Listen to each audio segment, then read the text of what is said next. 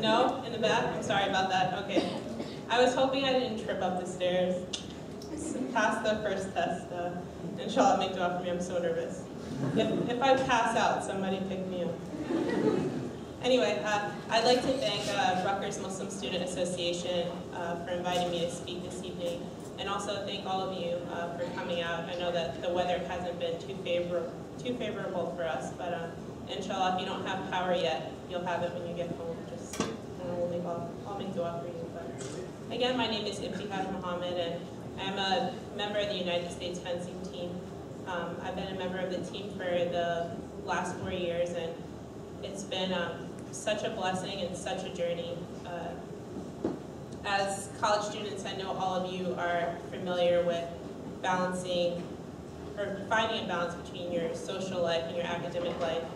I know as an athlete, when I was in school, I had to balance my academic life and my athletic life. And as Muslims, we all, a commonality that we all share is balancing our Deen and the Dunya, balancing our Islam and this life. I think it's easy to lose sight of what's important and to get caught up in the flashy things that this life has to offer. And it's really important that we remember our purpose as Muslims here on this earth. Inshallah, I'd like to share with you guys my journey as a Muslim American elite athlete, and also some obstacles that I faced, and how each struggle, I believe, has really strengthened who I am as a person in my Islam, and made me aware of every single blessing that I've been afforded. Some of you may be wondering how, as a African American Muslim woman, I found fencing. For those of you who are unfamiliar with this sport, it is historically known to be an elitist sport. Even in this day and age, it's very, very white. You don't find very many minorities, definitely no Muslims who fence.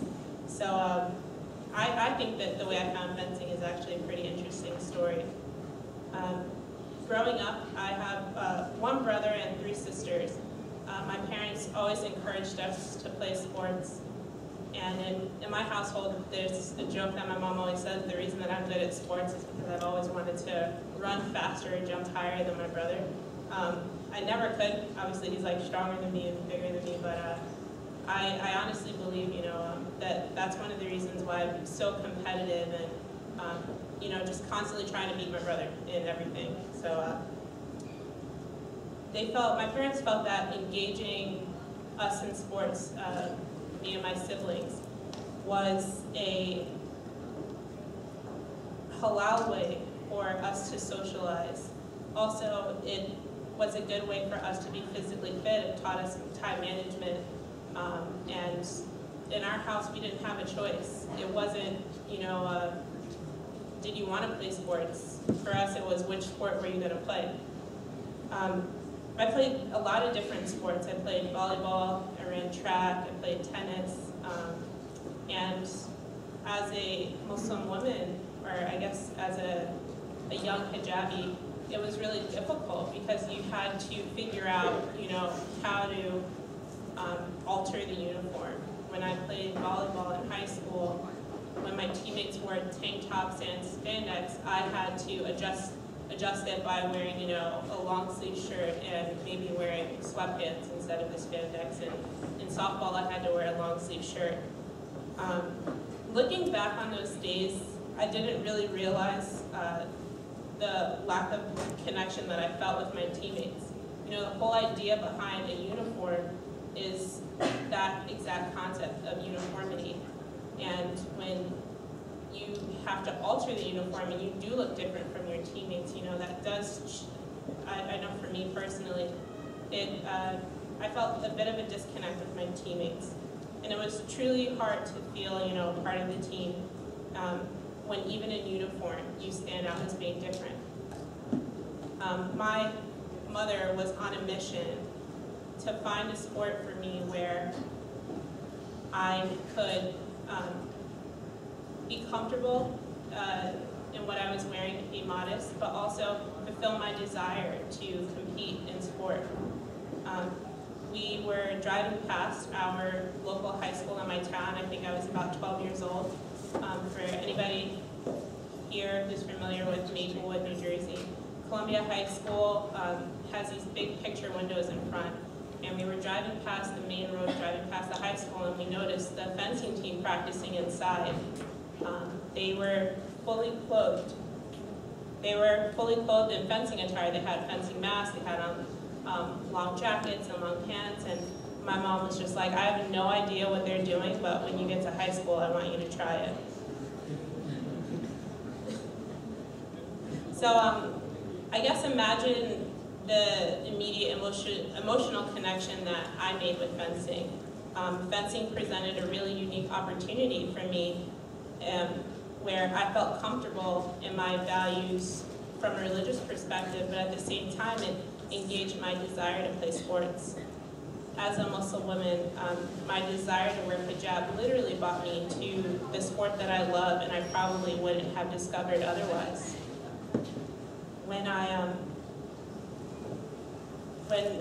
At this point, my mom is doing everything she can to try to figure out exactly what it is that these people were fully clothed with swords and helmets, or at that point we referred to them as helmets.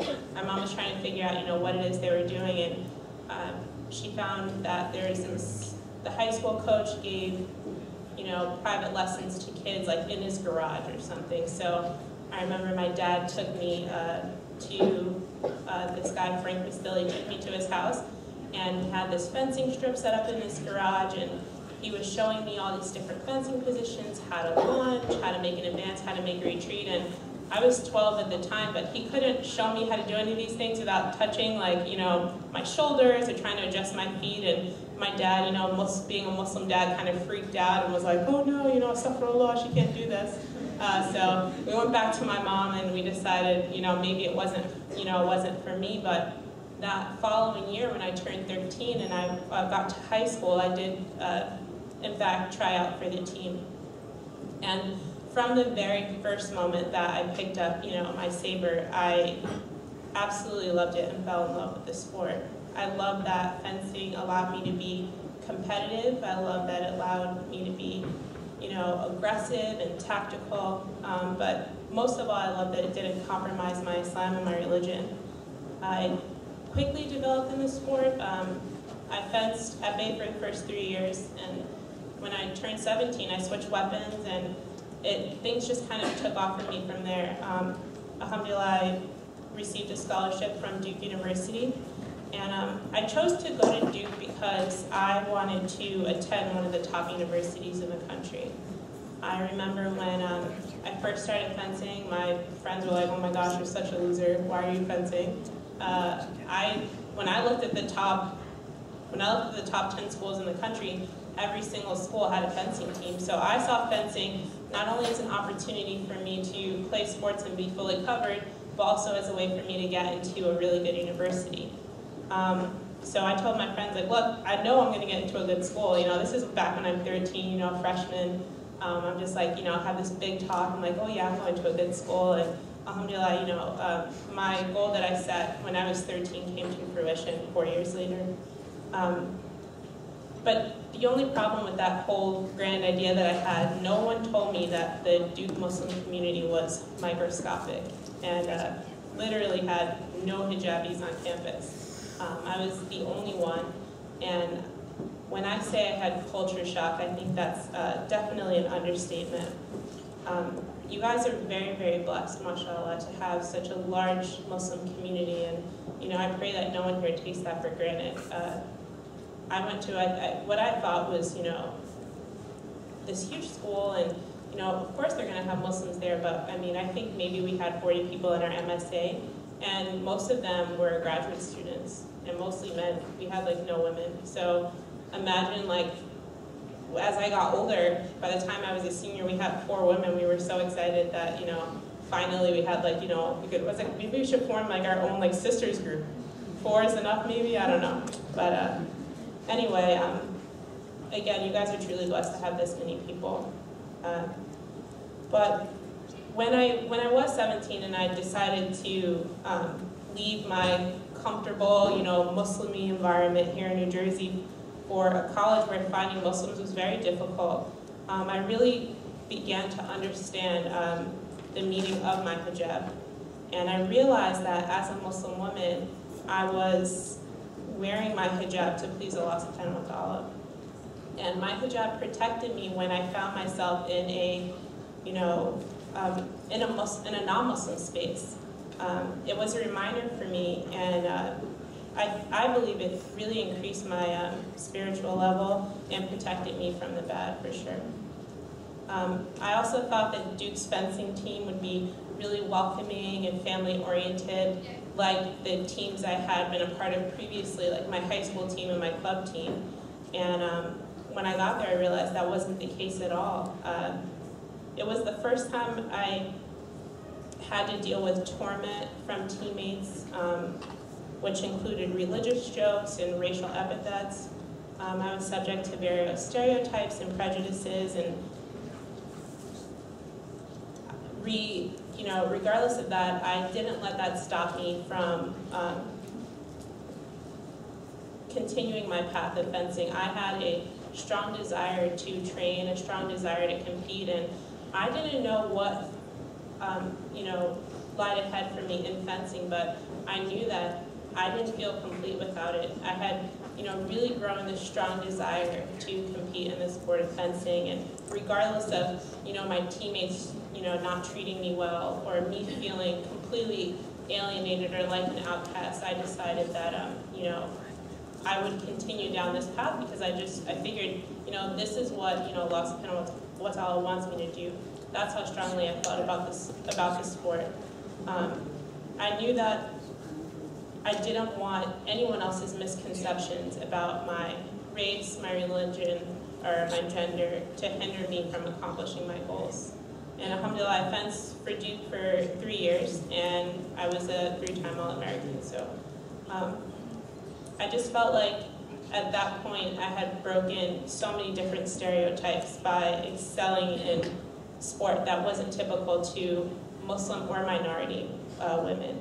And but none of this would have been possible without Allah subhanahu wa ta'ala. In the Muslim community, I feel that we often shy away from things that are outside of our cultural box or outside of the Muslim norm. And I would like Muslim women and hijab in sports to be a common thread within the Muslim community. When I first started fencing 13 years ago, I never imagined I would be, blessed to accomplish this much. From that day, I happened to, lay eyes on fencing when I was 12 years old. I never thought that I would be at this point, not in a million years. I thought fencing would be a good way for me to go to a good college. I didn't think it would land me, a position as a sports ambassador of the United States. Alhamdulillah, it's just afforded me so many different opportunities, and I really would like to stress to you guys to follow, your dreams, whatever it may be. Over the last 3 years, I have traveled to 15 different countries as a member of Team USA. That's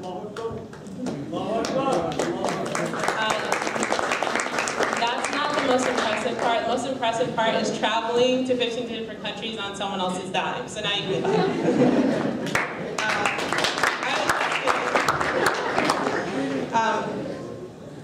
But every trip has its own story and adventure, and being a hijabi on the United States team poses its own challenges. And I think some events are more memorable than others. But when I tell you that every single trip has its own story, as a hijabi, I am not exaggerating at all. I'll tell you guys a few examples just to give you an idea. I oftentimes travel by myself. I'd say 95% of the time I do travel alone. But every once in a while, my mom comes with me to my World Cups, and we were in Belgium. I don't know if anyone here is familiar with the Belgian government at all, but they call it do follow behind France a bit, and that recently they've banned hijab and niqabs in certain, certain places throughout the country. But my mom and I were at the airport, and we're going through security, and a guy runs up to us, and he was really, really upset. And he didn't speak much English, but he got out enough to tell us that we couldn't get on the plane unless we took our hijabs off. And my immediate reaction was to freak out. But like, alhamdulillah, my mom is there. She's kind of the calm in the storm. She, explained to him, she's like, in the United States, we do this, like showing him, like, you do a pat down, and he's like, I don't know what you're saying. A woman came over who spoke a little bit of English, and she's trying to translate, and this guy was just not hearing it. He's like, no, if you don't take it off, you can't get on my plane. And that was it. That's how he felt about it, and he was ready to tell us you can't even fly today, and my mom just calmed the entire situation down and diffused everything. On the side of security, they had these like little, what looked like, I guess, changing rooms set up, where we noticed that the Muslim women would go inside of these changing rooms where they would take off their hijabs to prove that they weren't carrying any, like, I don't know, illegal materials onto a plane or whatever. But we ended up going into these rooms, the lady gave us a pat down, and alhamdulillah, we were able to board our flight. But I honestly believe that Allah subhanahu wa ta'ala, my mom was there for a reason, because I usually am pretty much of a hothead, and fencing has, I think, really changed me for the better, in that it's provided me with a lot of patience. I've seen myself grow over the years while traveling. I think, 4 or 5 years ago, had I been in that situation by myself, I probably would have yelled at everyone and, like, fingers swinging and everything. But you have to be really careful as a Muslim woman these days in what you say and what you do. And we all know that. You can't, I know there is such thing as a free speech, but not in the airport. You can't say what you want, because you for sure will not get on that plane. So, again, I'm really thankful for my mom. But one of my least favorite places to visit is Russia. I don't know if there's any Russians in the audience. I hate to offend you. But I don't know if it's because I'm Muslim or if it's because I'm African American, but there is no one there who looks like me. Absolutely no one. Like, usually I can go places and kind of blend in as a hijabi, or, it's not like that at all. I feel people staring at me, and I'm not sure, you never want to find out that somebody has bad intentions in the wrong way, so I love to just kind of blend and not have any attention whatsoever, but unfortunately for me in Russia, it's not the case.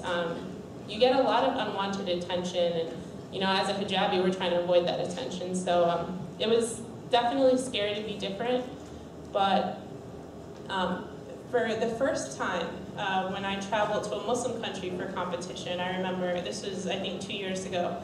My team, we traveled to Tunisia for a World Cup, and it was so interesting to see the tables turn, where my teammates felt so out of place. And I mean, when I try to describe to you how scared they were, I'm like, guys, they're Muslims, they're not mass murderers, they're Muslims, like, they were so freaked out. I'm like, you guys see me all the time. They see my mom all the time, but I'm telling you, they were so scared. And it was just so, it was the most comfortable I'd ever felt at a World Cup. I'm like, oh, I'm with my people, this is so exciting. You're giving everybody salams because you're so excited to be there. But it was just so interesting to see their level of comfort change, and mine change as well, but just complete opposite sides of the spectrum in terms of our comfort level. But I just pray that my achievements and my journey paves the way for Muslims who come after me, and even minorities who come after me.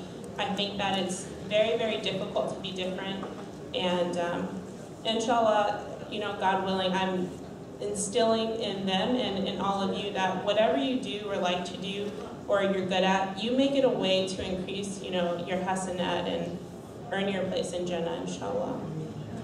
Allah subhanahu wa ta'ala loves that if you do a job, you do it well and you perfect it. So I challenge each of you to find your niche.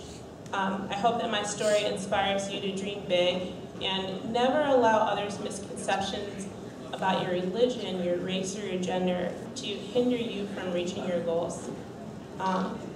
Alhamdulillah, earlier this year, like I said this already, but I was called upon by Secretary Clinton to become a sports ambassador for the United States, and that, for me, I guess, just was a really shining moment for me and my family, in that we've seen the struggles that have come with my journey as an elite athlete, but for every single bad thing that has happened to me, Allah subhanahu wa ta'ala has really blessed me in that, I swear 2 good things happened.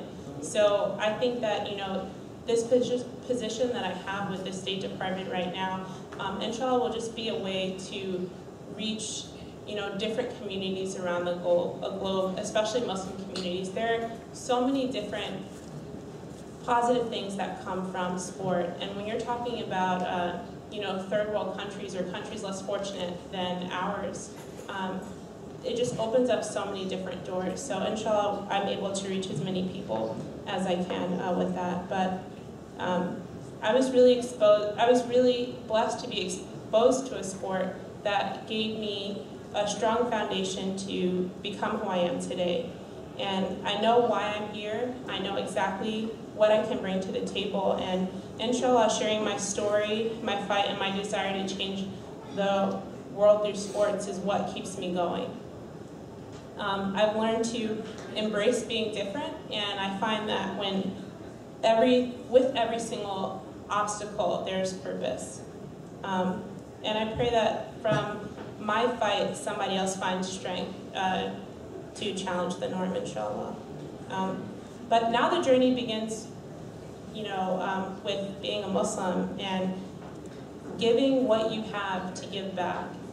I leave you guys with this. With every blessing Allah subhanahu wa ta'ala bestows upon you, we must remember to give back. I welcome all of you on the journey to not just wear your religion on your sleeve, but wear your love for Allah and for one another.